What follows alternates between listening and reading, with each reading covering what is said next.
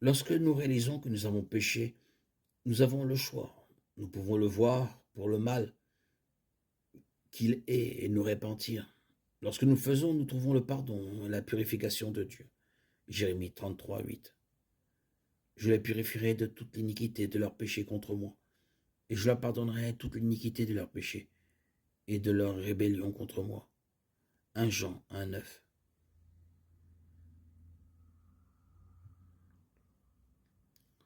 Ou bien, nous pouvons endurcir notre cœur et nous enfoncer plus profondément dans ce péché, jusqu'à ce qu'il nous définisse. Des listes partielles d'iniquités sont données dans Galates 5, 19, 21. Or, les œuvres de la chair sont manifestes. Ce sont l'impudicité, l'impureté, la dissolution. Dans 1 Corinthiens 6, 9, 10. Ne savez-vous pas que les injustes n'hériteront pas du royaume de Dieu? Ne vous y trompez pas, ni les impudiques, ni les idolâtres, ni les adultères, ni les homosexuels. Ce sont des péchés qui deviennent si consumants qu'une personne peut être identifiée par ce style de vie. Les psalmistes font la distinction entre le péché et l'iniquité lorsqu'ils demandent à Dieu de pardonner les deux. Psaume 32, 5, 38, 18. Si nous continuons à choisir le péché, notre cœur s'endurcit envers Dieu. Un péché en entraîne un autre, et l'iniquité commence à définir notre vie, comme ce fut le cas lorsque David pécha avec Bathsheba, de Samuel 11, 3, 4. Son péché initial de convoitise a entraîné un endurcissement de son cœur, et son péché s'est approfondi. Il commit l'adultère, puis fit tuer le mari de Bathsheba. L'iniquité avait pris le dessus sur la vie de David.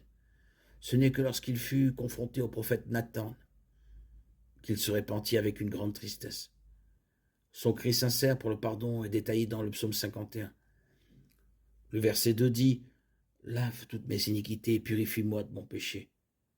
David est l'image de quelqu'un qui comprenait clairement la progression de l'iniquité et qui a fait l'expérience de la miséricorde et du pardon de Dieu. Psaume 103, 5. Bénis le Seigneur, mon âme, et tout ce qui est en moi. Que son saint nom soit béni.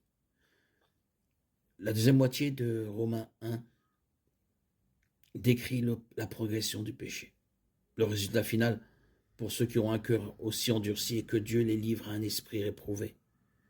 Et ils n'ont plus le désir ou la capacité de se repentir. Ils finissent par être complètement dépravés, livrés au mal, jusqu'à ce que la conscience soit marquée au fer rouge. L'Écriture dit clairement que Dieu pardonne même l'iniquité. Michée 7, 18. Qui est un Dieu comme toi, pardonnant l'iniquité et passant par-dessus la transgression pour le reste de son héritage. Il ne garde pas sa colère pour toujours, car il prend plaisir à la bonté. Mais si nous persistons, nous récolterons le salaire du péché, qui est la séparation éternelle d'avec Dieu. Romains 6, 23. Car le salaire du péché, c'est la mort. Mais le don gratuit de Dieu, c'est la vie éternelle en Jésus-Christ, notre Seigneur.